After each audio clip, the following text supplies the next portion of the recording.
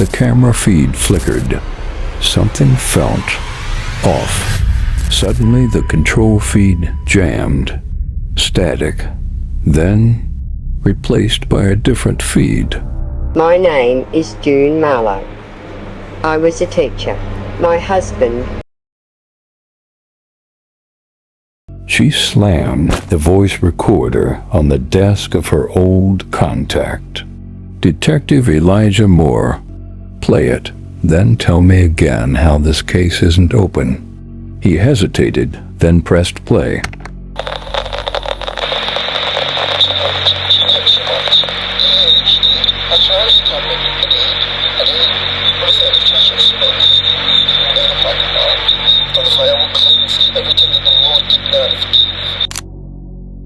Moore's face changed. Where did you get this? From an abandoned storage unit at the National Archive. Deacon Wallace was a church deacon. Back in the day, he used to run with the boys, but he was much loved by the town. Even June Marlowe knew him. 5 years before his assassination, Wallace had been newly baptized. He'd confessed to the preacher about his dark past as a former street gang leader. When he died, a single shot to the head. It was reported and buried as a hit from his past life. You think he killed him? June didn't reply, just fire in her eyes. What do we do now? She asked. Now we dig. Dammy sits in a dark room watching grainy footage on a TV. He speaks into a voice recorder. We need to talk. He presses stop, then sends the file. June sat inside a bar, sipping whiskey, when Andrew Williams walked in, waving a rolled-up newspaper like a war trophy. Front page, he said. Somebody leaked the story. He unrolled it. Church murder cover-up. Skeleton beneath altar, voice of dead girl surfaces. A blurry image of the grave. A pixelated photo of the rosary. And below it all, investigator June Marlowe. How did this happen? She said quietly, I don't know, but whoever did made you the lightning rod. You're the face of the story now. Preacher Tund Adideo slammed the newspaper onto his desk, his gold rings clinking against the marble. This was supposed to be buried. Why is it everywhere? His deacon, sweat beading along his temples, shifted uncomfortably. One of the internal clerks is missing, sir. The one who signed the withdrawal papers for Sophia Namdi. Find him. And if he can't be silenced, make sure he's buried properly this time. He stared out the stained glass window, voice low. She's forcing ghosts back into the light. With Detective Moore now unofficially backing her, June gained access to classified records on clergy land holdings. In one file she saw a familiar name. Depot Marlowe, her late husband. Why would my husband's name be on a church land registry? She whispered. Moore raised an eyebrow. He worked at the Clarendon County Land Office, right? Yes, until he died in that bombing. Moore frowned. I looked into that explosion years ago. It was reported as political, but no group ever claimed it. It wasn't a message. It was a cleanup. June stared down at the paper. Her husband's name was linked to a church-owned lot in Sugar Hill, land that had once been a slum, cleared out for a massive sanctuary project. The land? Never actually built on. She leaned back, realization hitting her like ice. He found something, and they killed him for it. That night, June listened to her voicemail. She heard a boy's voice. We need to talk. St. Bernard's Orphanage, South Clarendon. Midnight. Come alone. The orphanage was crumbling. The sign was rusted. Inside, a single light buzzed above the altar of a small chapel. June entered cautiously, and there he was, Dami Adideo. Not a ghost, not a rumor, a living boy who had walked through fire. They stood in silence for a moment. "You're her," he said, "the one who kept digging." "You're alive," she replied. "Why didn't you come forward?" He looked down. "Because they killed everyone who dared speak." Dami Adideo was never supposed to be home that night. He was meant to be at school, but plans shifted. From the outside, the house looked asleep. No lights, no sound, just a slow creak of wind through the trees. The front door was locked, but he knew where the key was. He let himself in, and the moment he did, the air changed. Like something had been paused, like the house was holding its breath. He climbed the stairs, dropped his bag in his room, and sat on the edge of the bed, rubbing his temple. But something gnawed at him, a sound, not a loud one, just a hum, low, echoed, from beneath the floorboards. He followed it, down the stairs, through the corridor, past the kitchen pantry he'd never paid attention to before. One of the cabinet shelves didn't quite align. His fingers found a latch behind it, and the door opened. Cold stone steps spiraled downward, lit by oil lanterns placed carefully along the wall. The air smelled of smoke and iron. He heard chanting. Dami moved quietly, each step a prayer his knees wouldn't buckle. What he found at the bottom wasn't a basement. It was a temple, a secret sanctuary carved beneath his home. 5 figures in white robes stood in a circle, and in the center, Sophia, bound at the wrists and ankles, barely conscious, her face pale, her rosary still clutched in her shaking hand. Dami's throat tightened. Her eyes found his for one brief moment, a moment that split time. Then she was gone, pulled into the ritual chamber beneath the sanctuary floor. And when the blade touched her skin, she never saw Dami again. Her last thought wasn't of God, it was of the walls, and how they'd always told her this day would come.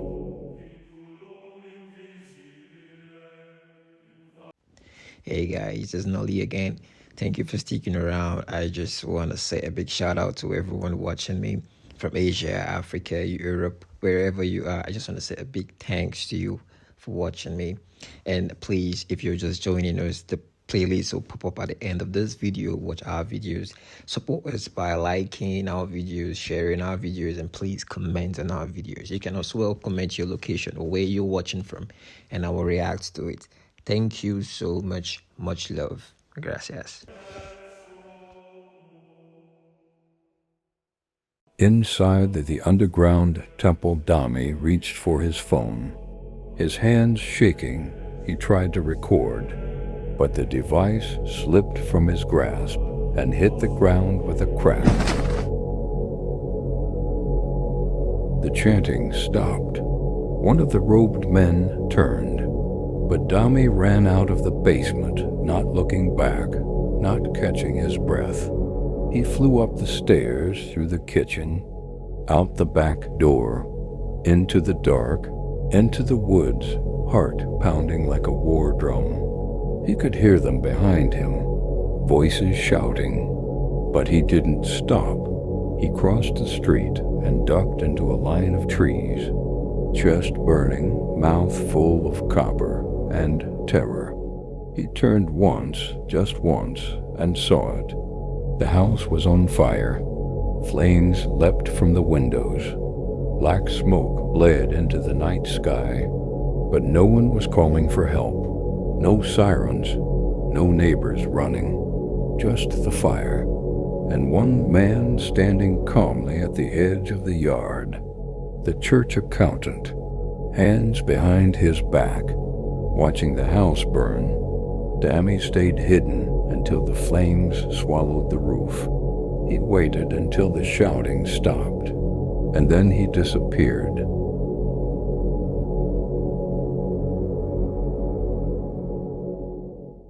And your mother? Dammy's hands tightened into fists. He made her part of the sacrifice. Said she got really sick and had to be sent away. She wasn't. Where is she? He looked up, eyes full of fire. They locked her away. Said she was mad. She's in a private psychiatric clinic under a false name. I saw her once. She didn't recognize me. June's mind reeled. She's the only person left who can tie your father directly to the disappearances? Dammy nodded. And she won't live much longer. He's making sure of it. Preacher Tund knelt before his stone altar again, whispering prayers that didn't ask for forgiveness, only for silence. Behind him, one of his guards entered. She made contact with him. Tund stood. Then they've both outlived their purpose. They moved before dawn. Dammy was beside her, hood up, silent. A child of ghosts. Are you sure she's here? June asked. Room 207, North Wing. Under the name Mrs. Nain Benson. We'll have 5 minutes before their admin realizes this isn't a court-ordered visit. We need to move fast, June said. June entered the room quietly. The walls were pastel blue, cheerful, silent. Mrs. Benson sat near the window. Her hair was gray and barely full. Her gown was spotless, but her eyes empty, like something sacred had been wiped clean. Dammy froze in the doorway. Mom, it's me. It's Dammy. She turned slowly. Her eyes flickered, and then widened. She tried to speak, but no words. Her soul had been crushed by the haunting hums that echoed from the walls. Her mind was broken. Tears streamed down Dammy's face. The smile in her face cleared. She turned back, slowly, carefully, like in an instant. She couldn't recognize him. Then she whispered, almost inaudible. Blood. June stepped forward. We need your testimony about your husband's possible involvement in the death of Sophia Namdi. Mrs. Benson didn't move. She remained quiet. Her eyes were empty, as though lost in a different world. She could barely speak, or make out any meaningful sentence. Just when June was about to leave, Dammy stopped her. Wait, look, she's pointing at her mattress. Dammy lifted the mattress and pulled out an old Gideon's Bible, the pages hollowed out. Inside, a microcassette and photographs. It showed Preacher Tund was Sophia's father, the church accountant. That's him, Dammy said abruptly, pointing at the accountant in the photo, eyes wide. He was standing outside on the day of the fire. I have proof. Someone is stealing from God.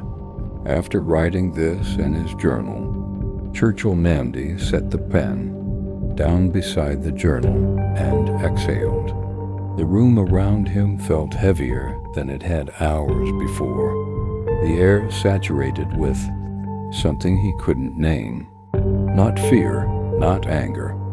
Something older, like grief before it happens.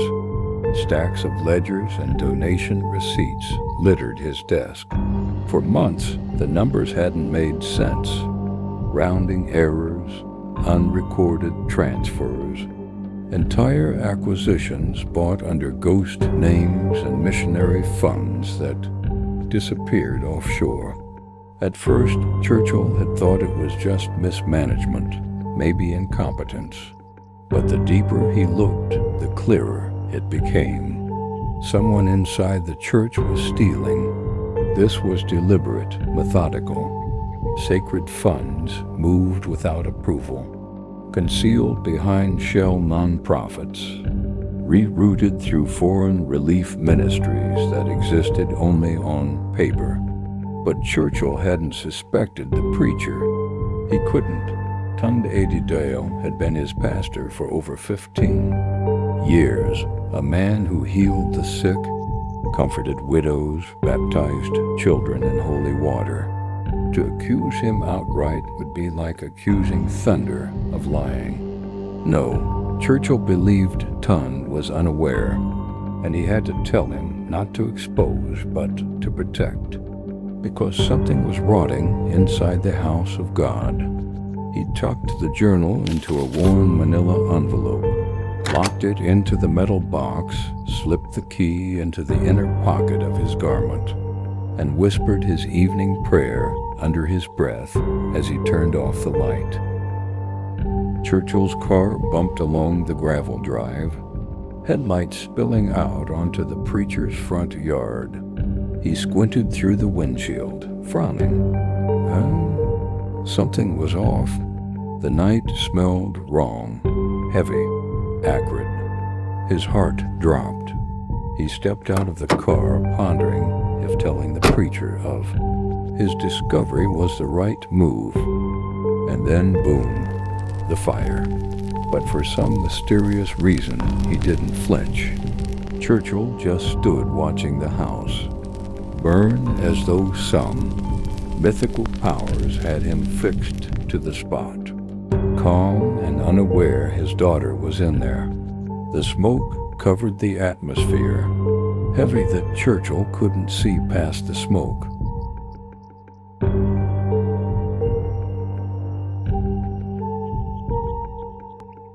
As they drove away, Moore's phone buzzed. He answered. His expression changed. "Say that again." Then he looked at June. "We've been burned. Someone leaked my name to Internal Affairs. They're calling it overreach. The entire department's going on lockdown. Someone inside has reported this," June said flatly. Caleb called her again just as the sun began to set. "There's something else with Churchill," he said. June stepped back into the lab an hour later. Caleb had the robe laid out separately now, under magnified light. "I was rebagging the clothing for storage," he said, "and I noticed this." He flipped the clerical robe inside out. Along the inner seam near the hem, the stitching was uneven. One small patch done by hand, not machine. Caleb handed her gloves. June leaned closer and touched the fabric. It felt heavier on one side, a small bulge in the lining. Her breath caught. She took the scalpel from the tray and sliced a careful seam along the thread. A small brass key dropped into her palm, tarnished, edges green with oxidization, but unmistakably intact. She stared at it, her pulse tightening. "Brass," he said quietly. "If it had been cheap steel or aluminum, the soil would have eaten it. But brass? Durable, especially in this kind of environment." He gestured to the autopsy report beside them, judging by the clay density where he was buried. Packed tight and low moisture. A lot of decomposition slows down. Not enough oxygen. It's rare, but we've seen preservation cases like this before." He nodded at the robe. "And fabric like this, heavy liturgical wool blend, acts like a second coffin. Holds what's inside." June stared down at the key. "Yeah, but this goes beyond science, Dr. Carter. Never thought martyrs were real," June said. She closed her fist around it. It's like he knew they'd come for him. The fog rolled over Clarendon like a secret no one wanted to speak. June parked her car several blocks away from the Church of Divine Grace. Stepping out into the pale, ghost-colored morning with the brass key in her coat. Pocket, cold, solid, proof. The sanctuary gates were chained shut, a warped sign dangling from the bars. Closed for floor repairs. Please worship online.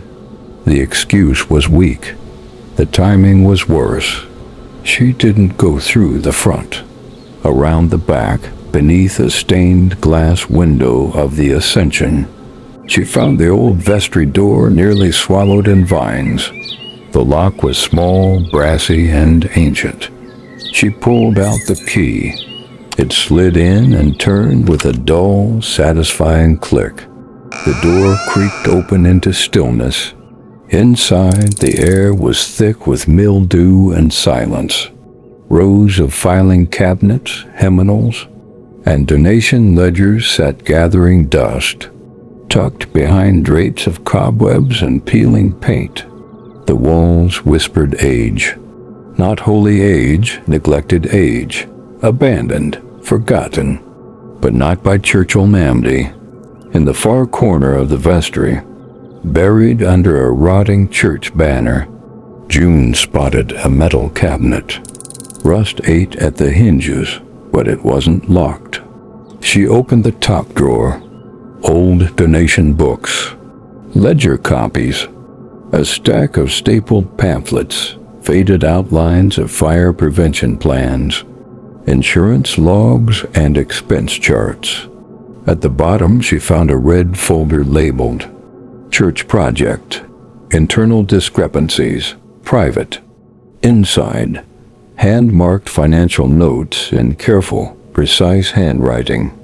Every line was dated, every error circled. A second envelope was clipped to the back, labeled Property Transfer School Benefactor Inquiry, dated 2014. She pulled it out and froze. There, stamped in the top right corner of the record, was the name, Sophia Namdy, and beneath it, Missionary Academy, Health Suspension, Parental Contact, Unreachable, Next of Kin, N.A. June's heart thudded. The paper was folded around a note, not a confession, not a cry for help. Just 5 words scrawled in a hurried hand. Something happened to my child, the preacher is hiding it. She looked again at the records. Churchill hadn't left behind a letter of guilt. He'd left evidence. He had been trying to find his daughter.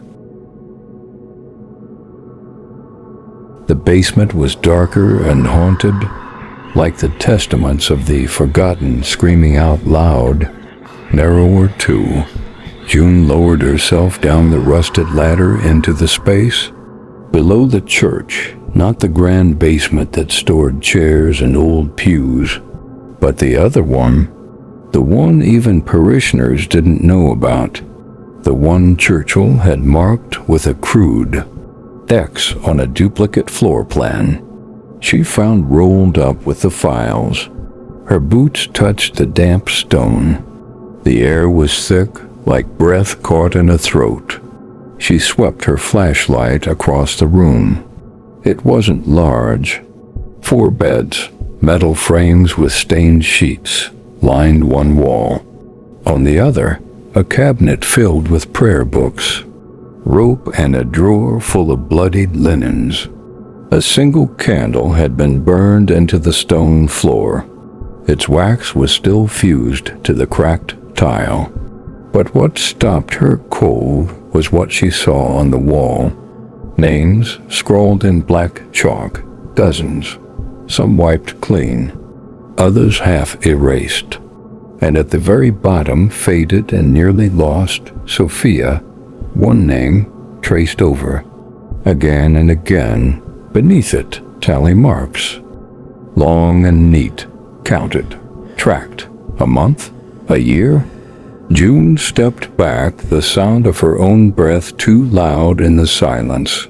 This wasn't just a storage room, it was a holding cell.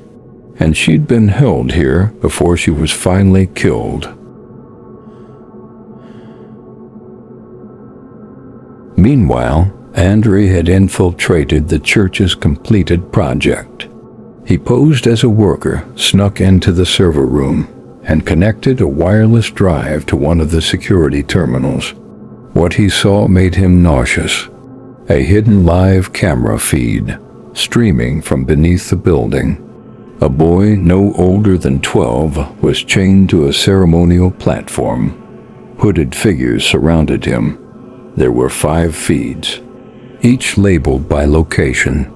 One showed a shallow grave being dug. The caption read, "Atonement for the sins of the faithful. Midnight Mass." What started as a small coven had grown over the years into something international. Clarendon, Mississippi, Haiti, Argentina. The roots had spread. Andre recorded the footage, pulled the drive, and ran.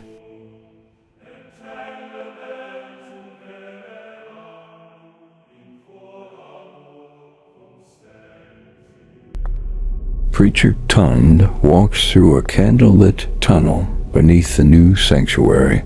He approaches a stone door. 2 deacons open it. Inside, a viewing room, old wooden pews facing a screen. Rich donors seated, drinking wine.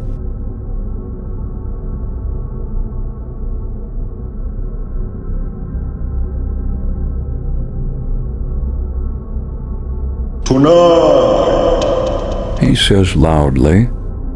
we are told. The screen flickers.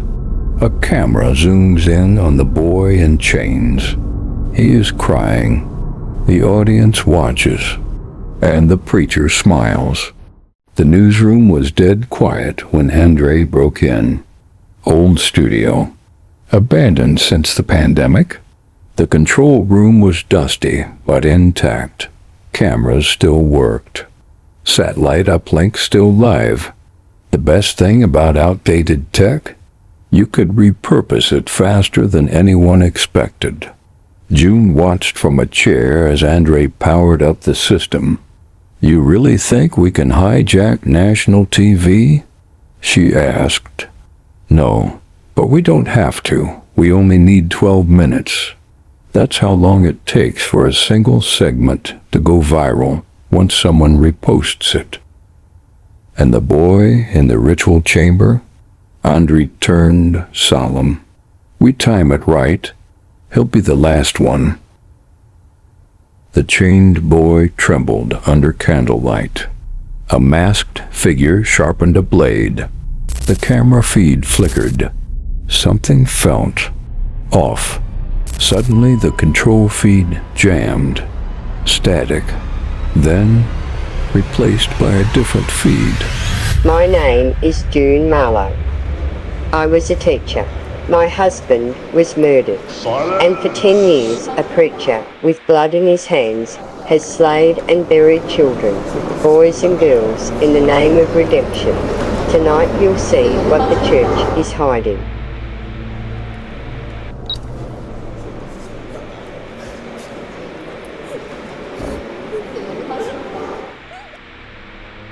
Faith does not demand silence, and truth does not fear daylight. Panic. Deacons scrambling. The broadcast wasn't just a leak, it was live, streaming from inside the church. Dami, somewhere in the rafters, cut the lights. Darkness, chaos. The boy screamed. Then, gunshots, screams, flashlights. Tommy grabbed the boy and ran into the tunnel system beneath the altar.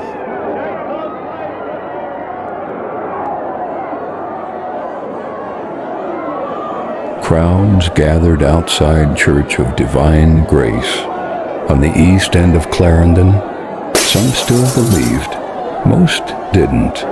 The riot began with one broken window and ended with fire engulfing the southern wall, with preacher Tond Adideo and his entire coven trapped inside.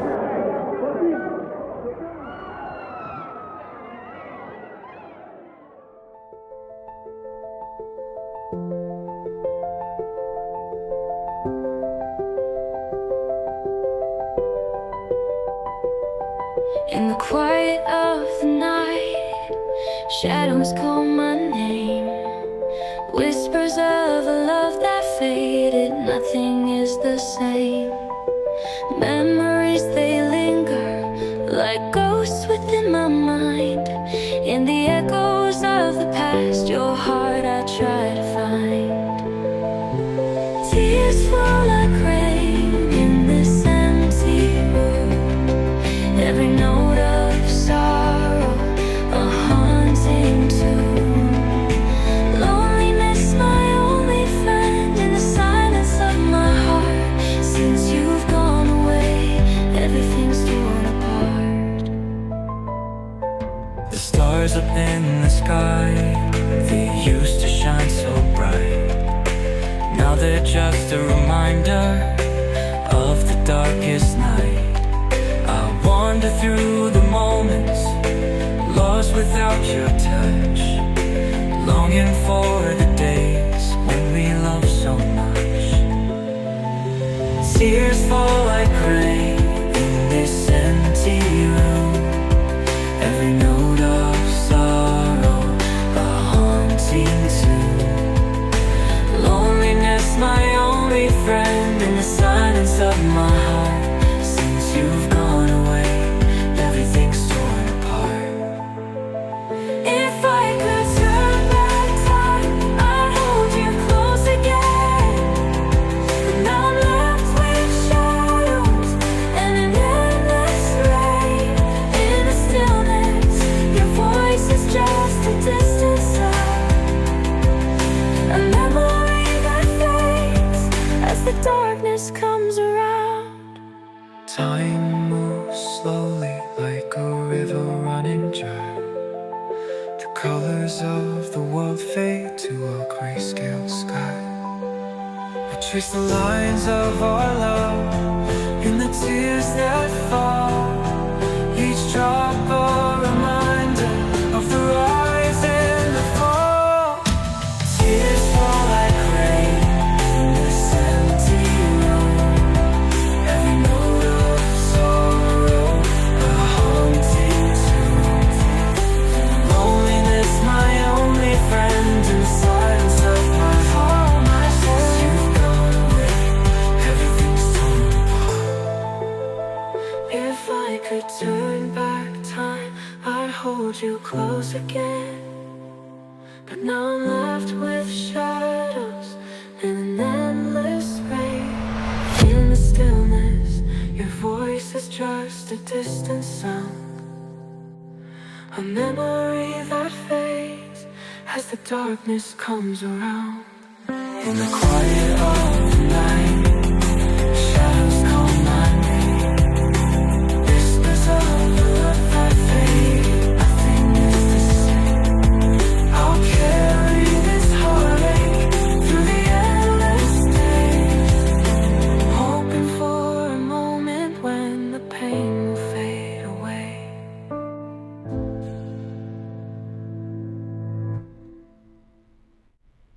No bodies were found. Do you think he died in the fire?